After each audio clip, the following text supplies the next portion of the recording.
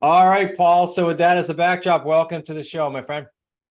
Awesome, man. Appreciate being on. Yeah, so I want to clarify a couple things in the intro, just because I for the Wicked Smart listeners, I know you had a lot of real estate cool stuff going on. So yeah, I used to do volume as well. I mean, mainly in land and mobile homes. But I realized real quick that's not really what I enjoyed for active income. And there is, in my opinion, there's investors get into the game and they kind of merge the idea of active and passive income, um, and it becomes both. Real estate becomes both that world, but I made a decision where real estate wasn't really for me as far as active income goes. So I was in the middle of doing copywriting as well. Carrot was one of my first clients, and kind of by accident fell into it, and then also fell into other clients writing for people in the land development world and hotel developments, and so I decided that's the direction I'm going. But I still enjoyed investing. I had notes. I originated some notes. I still have those in my possession. And by armchair investor today, what it means is basically just lending people money. That's really it. I don't want to I don't want to get too involved in being the deal finder anymore these days. Yeah. I'd rather just hand the money off and enjoy a 10 to 12% annual ROI. So I love it. So you like real estate enough to keep the itch, but you want to stay oh back. yeah, absolutely. Yeah. So absolutely. Um, So how did I guess I have a few ways I could ask this. How does copy tie in to investing? Was it just you toying with your own stuff and then it grew, hey, I'll do this for you guys too? Like, is that how it started? yeah, that's pretty much I enjoyed I got into the whole rabbit world of it and into the rabbit hole of it, and Carrot was kind of fell into it by accident. Investor Care was looking for some copywriters. I said, what the hell? I'll give it a try. I didn't know anything about it, but I give it a try. They actually hired me and as a freelancer, and so how does it tie into and then I started transitioning that into doing it using email, using some copy principles and marketing principles inside land flipping. Typical in land flipping, typically you have a deal of the week that's typically done in the industry. Yeah, here's the deal of the week. Well, I changed all that, and where I started doing more relationship, personality driven emails on a daily basis to my buyers list. And so that was like my first introduction into email marketing in a much deeper level than just deal of the week type of thing, which is a lot more e-commerce style. It's more like, hey, check out my deal I have this week. Yeah. Instead, I went more into infotainment type style email, and it worked really well. It worked really well for me. Where what happened was I started seeing buyers come in, and they would 4 months later, they would send me a message saying, hey, I'm ready to buy. I've never spoke with them before. And I started seeing that becoming an avenue for really easy sales off my land. So let's peel back a little bit the onion on infotainment. So for the audience to understand, like what type of email, what type of style was it? Yeah, so infotainment. So in email, you have three different types of styles you can do. You have the newsletter type, which is getting more popular today. It's more of just a listicle of news. Then you have your e-commerce or click-driven type of email, which is the only thing that really drives that email is the new thing that you have in your email. That check out this new product, check out this new thing, this new deal. That's probably 60-80% of what's out there. Then there's the other style, which is personality driven or infotaining, which you're actually building a relationship via having something interesting to say in the email. You're getting readership through that. And where now it's not just the deal, here's my new deal. Rather, it's in land. To give you a direct example, in land, what I was selling a lot of mountain land at the time. And I knew that my buyer were a lot of city folks. So I would leverage that. And what I would do is I'd look for some news stories, and I had my ear out for that. And I'd find things like man dies of early heart attack in the city because of pollution. All right. So then I talk about this and make it really interesting, gauging the reader, getting them to read it, and then tie it into the property I have for sale that week. Right. So that's an example of it. Yeah. Yeah. No, thank you for peeling it back. So are you doing this in all different niches? In literally, could you field any call? Like someone calls you from a different niche, I'm imagining you could copyright for that for anyone, right? Yeah, I mean, it depends on, what's going on. So, I mean, I mentioned email, but I used to write direct mail pieces for land developers. There was in California, there was a big land developer who dealt with large multifamily, large hotel. He had one in Vegas where they get the parcel ready to build a huge project on it, and then he'd go and sell that project via direct mail to a bunch of investors in the US. So what I did for him is I put together a direct mail package, and 12-page type of letter, followed up with a couple postcards. So that's one aspect of copy. Or it could be if somebody comes in needs a funnel. When I mean a funnel is maybe they have a landing page, they've got some email sequences afterwards. That's what we can design too. So your question was, can I any niche? Yeah, I mean, but I'm not like it's what am I capable of in time? What can I fulfill in time? So if it's a whole brand new niche, I have to go in there, and it's not just. Copy is not just about really the words. It's really about what you know about the market you're selling to. So I need to go in and I need to understand that market I'm selling to. And that might take a lot of time. So I got it. Yeah. So, okay. So let me go specific to creative real estate. Not all the wicked smart listeners are in creative like we are, buying and selling without banks, but a lot of them are. So if they're out there listening now, they're a solopreneur or they got a tiny team, a couple of VAs, whatever, and they're just looking for motivated sellers. Is that something that would be a nice fit for what you do? Yeah, I mean, I have my OmniDrip brand that which creates, I know that real estate investors in particular, they don't really give a shit about copy. Excuse my language. Yeah, no, I agree. They don't. And I get it. It's because it's not, like I'm not going to go in and write a direct mail piece for an investor who's targeting motivated sellers. I mean, I do that for print shops. There are print shops that sell to real estate investors and sell. And I'm before this call, I was just helping a print shop write some agent-led sequence for agents. Oh, got it.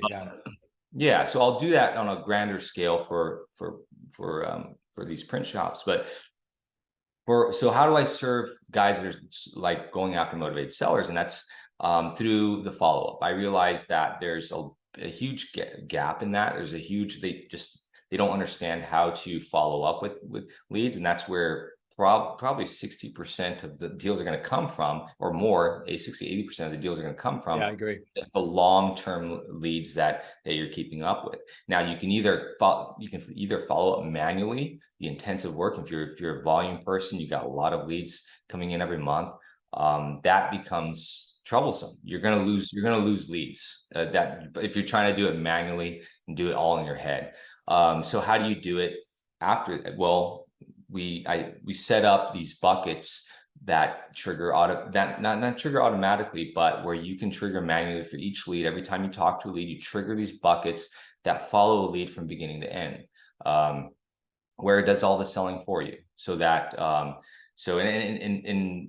I mean, there's a whole tailor of different principles, strategies, and tactics that we employ. But the bottom line is that we make sure that these follow-up system for this off-market investor follows leads from beginning to end, so they don't lose leads.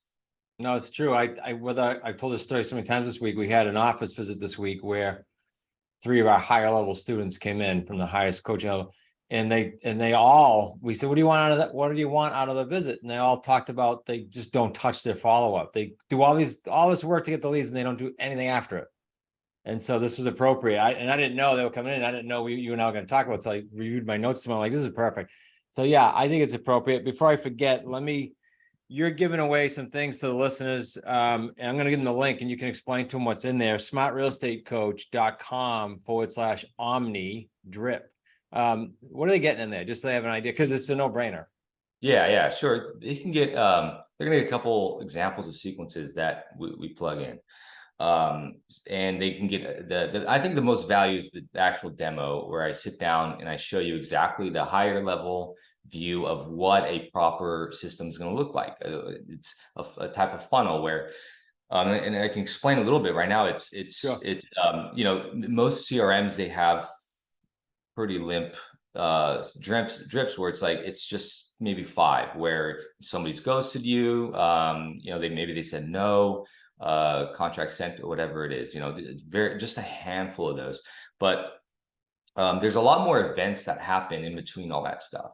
So when a lead comes into your system, that's an event. So how do they come in? Did they miss a call? Did you miss a call and you can't get a hold of them? Do they fill out a form? Those two are different avenues you can take. Then from there, you know, in copywriting and sales, I think about what's the next thing. What's the next thing that's supposed to happen? We have all these little mini sales we have to make before we get to the actual close. And so when they come into our world, into our universe, the next thing is we need to book that appointment. That's the next sale I have to make. So there's a set of events that happen before you get to that appointment.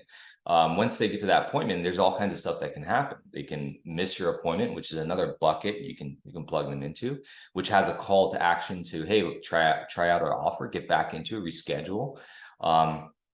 And then before the appointment, you can have a sequence for pre-selling that appointment. Right, that's a big thing. Pre-selling an appointment, getting them to be more comfortable with you.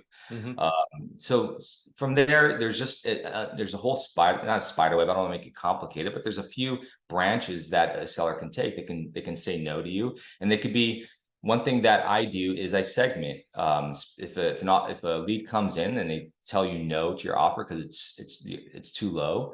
If it's a landlord, or if it's a vacant lead, a vacant house lead, or if it's an owner occupant lead, I can segment that. And the reason why I segment is because those 3 have different problems that others don't, that the others don't understand, right? The landlord with tenants, I have problems I can leverage there. You know, we can buy with tenants in the house, right? You don't have to wait for us to set up all the nuances and hassle of dealing with tenants. We can do that for you. So yeah, that's kind of in a 10,000 foot view. That's kind of what it looks like. It's this bucket system, and the demo video really explains it and shows you how that works inside a CRM. I love it. So it sounds like, I should make sure I'm tracking, so anything they do with you, including this free stuff, that would obviously plug into whatever they use for a CRM, correct? Oh yeah. We work with whatever CRM you have. So I'm not coming in as a software and competing with CRMs at all. So I decided to do it as a service inside any CRM. I love it. I'm asking you for them because I think that'd be in their brain, but I'm also asking you for selfish reasons because I explore it too for us. So you and I can talk about that. Oh yeah. All right. So Paul, hit me with anything else you think I didn't ask you, because I don't know your world as well. I think it's intriguing. I think the follow-up thing's intriguing. I think the done for you is intriguing. What didn't I ask you that you might want to share with the Wicked Smart listeners? Because you've got all kinds of niches on the podcast that listen all over the place. Yeah. I mean, I've been in land. I've ran my own podcast. I've done quite a bit since 2015. That's kind of when I started. Yeah. I was wholesaling back then too, doing direct mail. Speaking of direct mail and follow up, I just launched adding direct mail into follow up, which I think is huge. I mean, I'm a big Dan Kennedy fanboy, and I was too. Yeah, Dan Kennedy's a huge direct mail guy, and other guys like Craig Simpson, which they talk about how a lot of businesses, they tend to spend a lot of money up front on the lead generation, but the real value is in the leads you already have in your system. And you mentioned that your investors don't touch their follow-up. They're just, I would guess they have a huge cost to their marketing, a huge front-end cost, and a way to really lower your marketing costs is to convert more of those leads, right? And the only way to do it is having a detailed system in the back end. And so I've also started adding direct mail to it. I think is with technology moving, there's more CRMs that have the capability of doing it. If a lead drops into your system and you drop them into a bucket and it fires automatically, there's a step in there where it fires a thank you card. You know, I think that's huge. I mean, I send out thank you cards all the time. People are appreciative. It has much more impact than just a phone call or a text message. So been including that with my clients' sequences as well. So I love it. Sounds like, and we'll talk about this offline, but it sounds like we might be able to get you on one of the wicked smart sit downs we run for the community every week. It's free for them to come. You'd be a great guest speaker, so you and I can explore that further. And I'm also saying that for them to hear that they should be coming to the Wicked Smart Sit Down every Thursday. If you're not already, they're free. We hammer out content, ideas, guest speakers like you, and it runs about 50 minutes. So if you're out there and you've never been to a Wicked Smart Sit Down, come hang out with us. Just go to smartrealestatecoach.com/events, and you get an idea of when those are. Paul, super appreciate you being on. I think they're gonna see and hear more of you, because I'm intrigued with doing some stuff with our property entities with you anyway. And yeah, super appreciate it and look forward to doing more with you. I'll put the link in the show notes, and we'll make sure this gets out, and look forward to having you at one of the events maybe too.